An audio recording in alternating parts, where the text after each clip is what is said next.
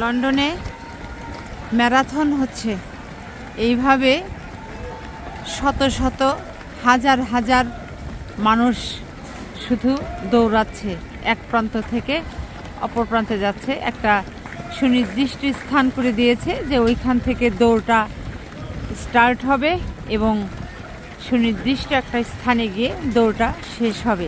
এটাই হচ্ছে ম্যারাথন।